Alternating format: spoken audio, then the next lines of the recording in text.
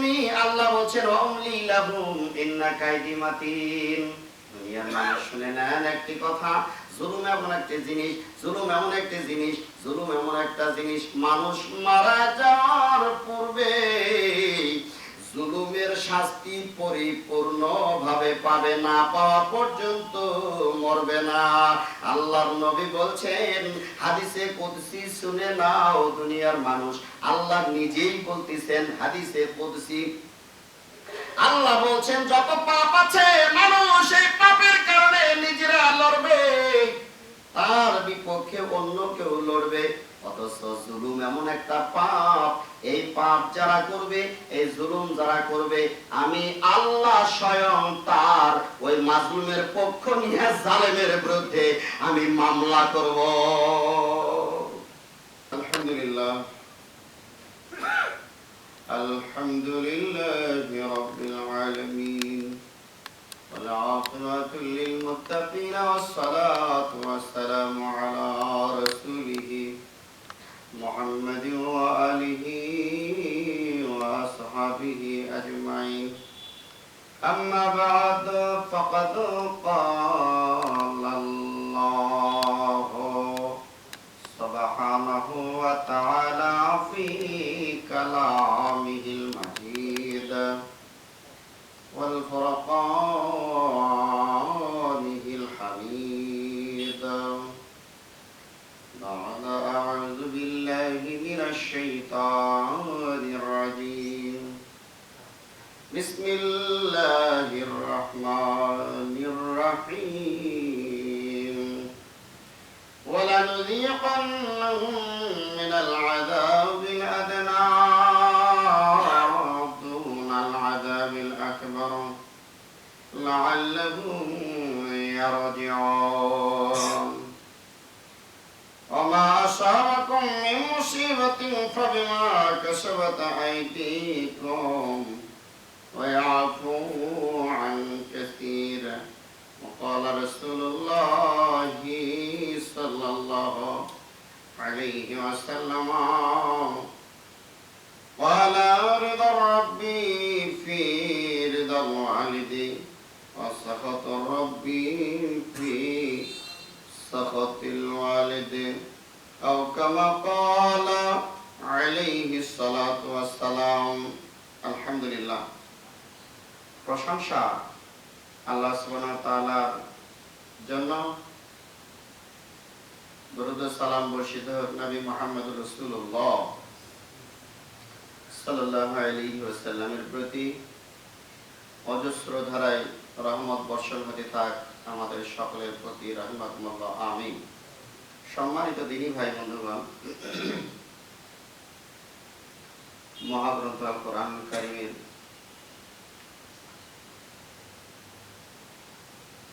আয়াতগুলির ভিতর থেকে ছোট্ট একটি আয়াত সূরা সাজদা থেকে তেলাওয়াত করা হয়েছে। তৎসংশ্লিষ্ট ছোট্ট একটা হাদিস পাঠ করা হয়েছে। ইহাকে কেন্দ্র করে আলোচনা শেষ করা হবে ইনশাআল্লাহ। ওমা তাওফীকি ইল্লা বিল্লাহ ওয়া মা আলাইনা ইল্লাল বালাগ। সম্মানিত দিনী ভাই বন্ধুগণ, আমরা যে আয়াত তেলাওয়াত করেছি মোটামুটি অর্থটা আমরা আগে জেনে নেই। আল্লাহ বলেন, বিসমিল্লাহির রহমানির রহিম, ওয়ালানুযীকান্নাহুম মিনাল আযাবিল আদনা দুনাল আযাবিল আকবার। ওয়ালানুযীকান্নাহুম মিনাল আযাবিল আদনা, আমি মানুষদেরকে ছোট ছোট আযাব আস্বাদন করাই,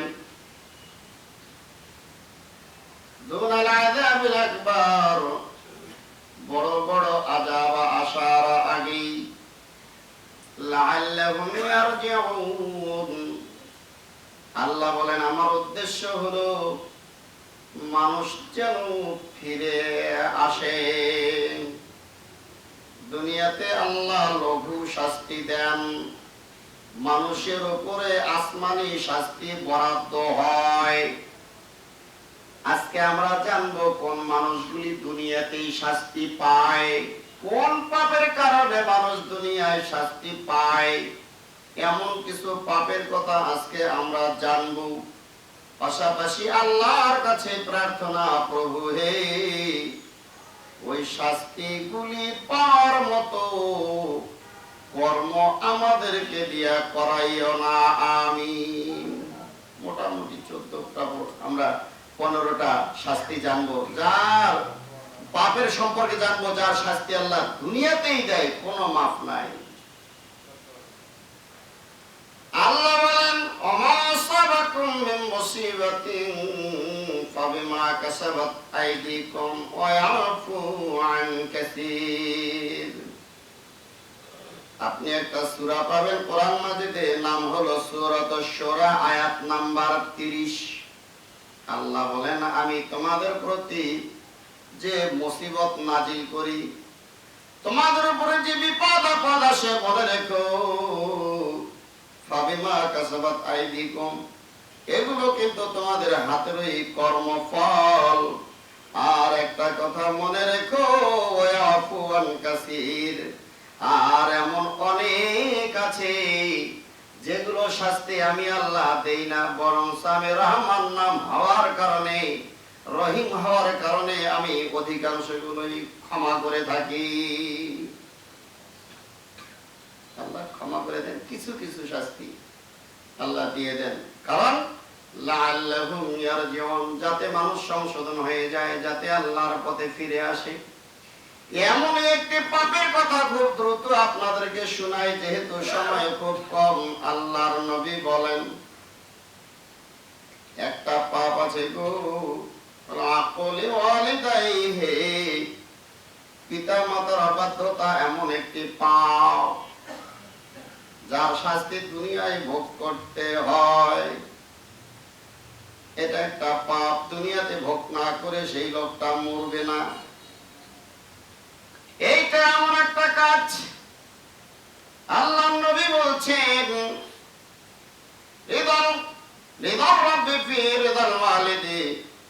যদি কোন ব্যক্তি আল্লাহকে সন্তুষ্ট করতে চায়, তবে যেন তার মা বাবাকে সন্তুষ্ট করে। মা বাবাকে অসন্তুষ্ট করিয়া আল্লাহকে সন্তুষ্ট করা সম্ভব।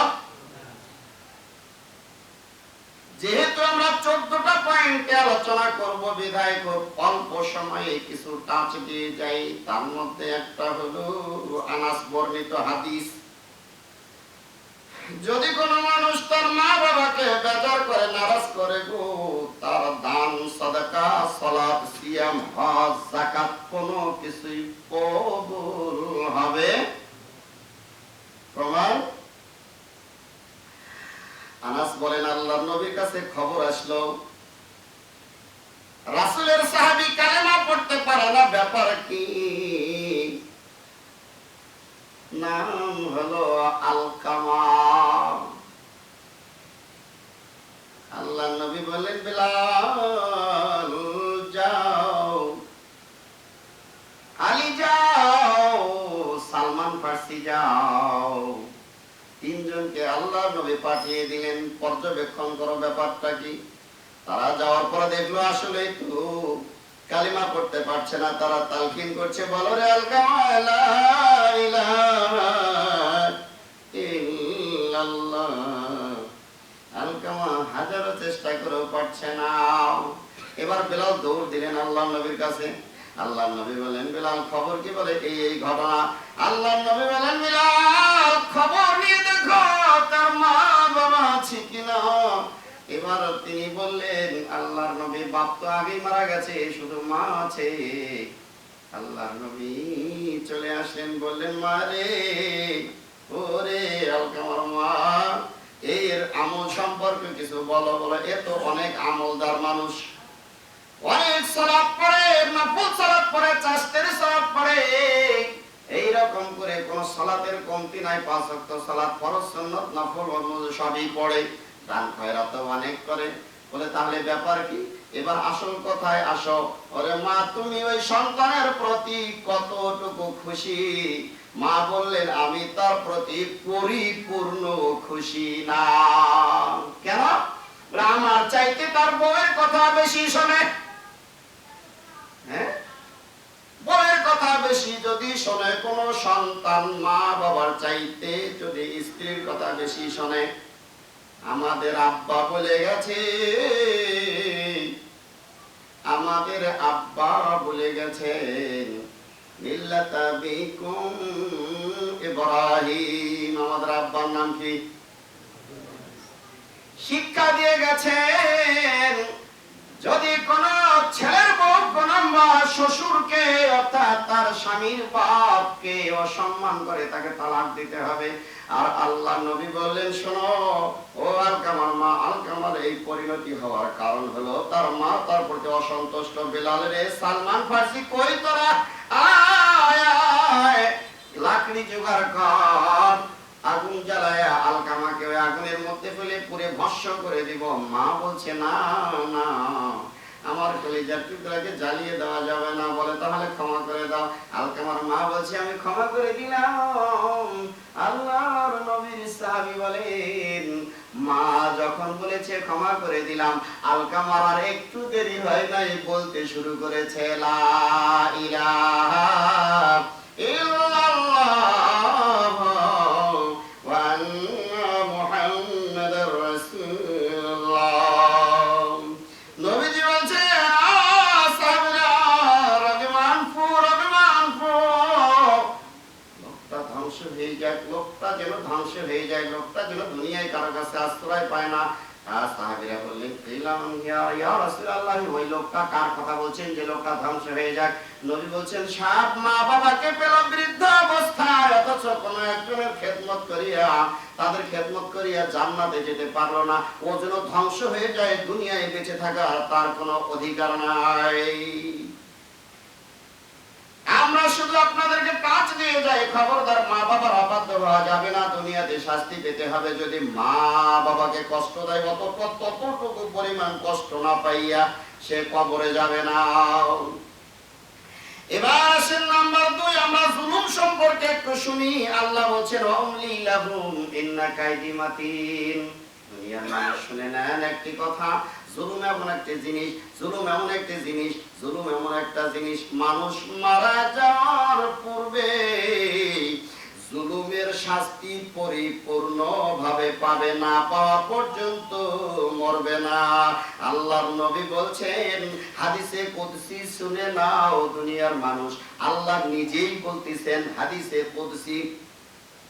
আল্লাহ বলছেন যত পাপ আছে মানুষ এই পাপের কারণে নিজেরা লড়বে, তার বিপক্ষে অন্য কেউ লড়বে।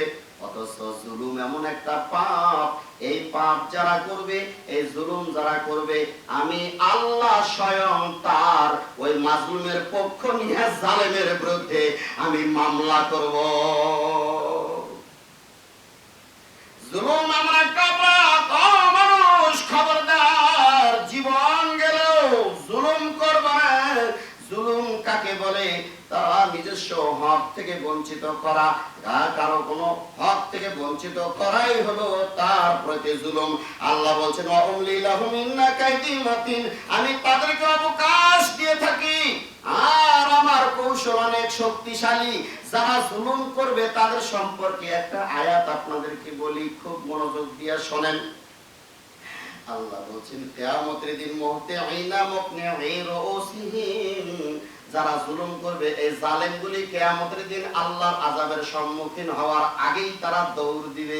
তাদের দৌড়ের পরিবেশটা আল্লাহ বর্ণনা করছেন মুহতিঈনা মুকনিঈ রুউসিহিম, তারা মাথা উপরের দিকে করে দৌড়াবে, মাথা তারা নিচের দিকে করবে না, লজ্জায় করবে না, ভয়ে করবে না, আতঙ্কে করবে না। এবং তারা তারা কি করবে? তাদের চক্ষুগুলি অপলক নেত্রে চেয়ে থাকবে, উপরের দিকে চেয়ে থাকবে, তারা পলক ফেলবে না, এক আধারে চেয়ে চেয়ে আসমানের দিকে তাকিয়ে দৌড়াবে। আল্লাহ বলেন আফইদাতুহুম হাওয়া, যারা দুনিয়ায় জুলুম করবে, দুনিয়ায় যারা জুলুম করবে, দুনিয়ায় যারা জুলুম করবে, আখিরাতে তাদের অন্তর সার শূন্য অবস্থায় তারা হাসরের মাঠে উপস্থিত হবে। ভয় আতঙ্ক সার্বক্ষণিক কাজ করবে মানুষ। শুধু তাই নয়, এই জুলুম সম্পর্কে আল্লাহ বলছেন আল্লাহু লা ইয়াহদিল কওমাজ জালিমিন, আল্লাহ জালেমদেরকে হেদায়েত হয়েছে আল্লাহর অলৌকিক শক্তি এসে ওই জালেম বলেছিল 41 সাল, মনে আছে? 41 সাল বলে এক সেকেন্ডও চলবে না, 41 সাল মতো রান্না করে খাবার খেতে দিব না, 5 মিনিট হলেই পরে খেয়ে নিত। রান্না করেছে বটে, খাবার খাওয়ার সময় আল্লাহ তারা দেয় নাই। গো টু অনেক হয়েছে, আর না। এবার আসেন, সেই জুলুম কোন রাজা বাদশাহ করুক আর মন্ত্রী মিনিস্টার করুক, বাইতুল মুকাররমের ইমাম সাহেব যদি করে তাকেও দৌড়াতে হবে কি হবে না? জুতা দিয়া বাড়ি, এরে জুতা, সেই মুসল্লিরা জুতা মারে, পরে তিনি স্ট্যাটাস দিছে আমার শরীরে একটাও লাগে নাই, জুতা মারছে কিন্তু আমাদের লাগে নাই। কত বড় বেশরম। আপনাদেরকে বলছিলাম 14টা পাপের কথা বলবো, এই 14টা পাপ আমরা কেউ করব না, কেননা 14টা পাপ যদি কেউ করে দুনিয়ায় শাস্তি তাকে পেতেই হবে। নাম্বার 3, কোন মুসলমানের ইজ্জত নষ্ট করা যাবে না, যাবে না, যাবে না। শত্রু হোক আর বন্ধু হোক, যদি হয় মুসলমান তবে আপনার কাছে সে নিরাপদ। মিল্লিসানিহি ওয়া ইয়াদিহি, মিল্লিসানিহি ওয়া ইয়াদিহি, আপনার হাত এবং জবান দ্বারা যদি কোনো মুসলমান কষ্ট পায়, নবী বলেছেন তুমি মুসলমান হতে পারবে। আল্লাহ নবী বললেন যদি কোন মুমিন অন্য কোন মুমিনের অনুপস্থিতিতে তার ইজ্জতের হেফাজত করে, আল্লাহ নবী বললেন এই হেফাজত করাটাই জাহান্নামের আগুন থেকে বাঁচার একটা মাধ্যম হয়ে যাবে। শুধু কি তাই? আর একটা কথা শোনেন, আমি আর আপনি যদি কোনো মুরব্বী মানুষকে সম্মান করি, তার বয়স হওয়ার কারণে বয়সের ঊর্ধ্বমান হয়ে গেছে, আমি যদি তাকে ইজ্জত করি, আল্লাহ নবী বলেন তুমিও যখন বুড়া হবে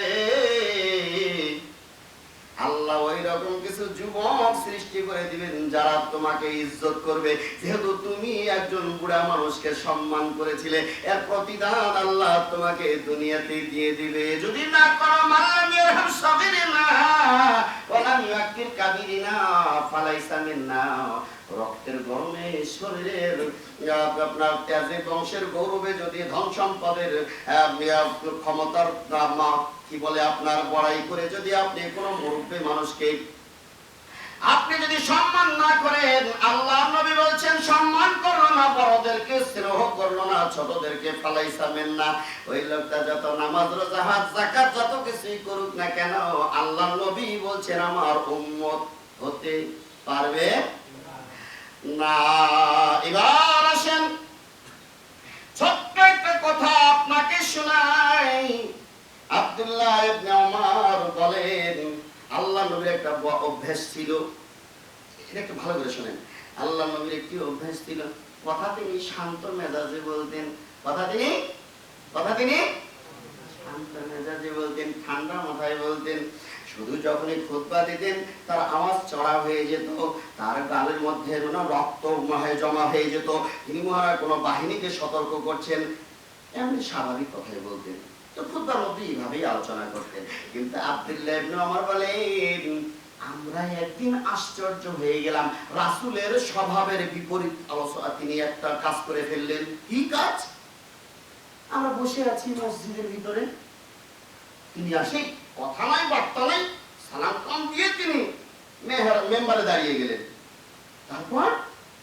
তারপর চিৎকার করে বলতে থাকলেন, এটা তিনি কোনো সময় করেন না, ঠান্ডা মানুষ, এত গরম হয়ে গেল, চিৎকার করে বললেন ও মুসলমানেরা, সমাজ যারা ঈমান এনেছ মুখে মুখে,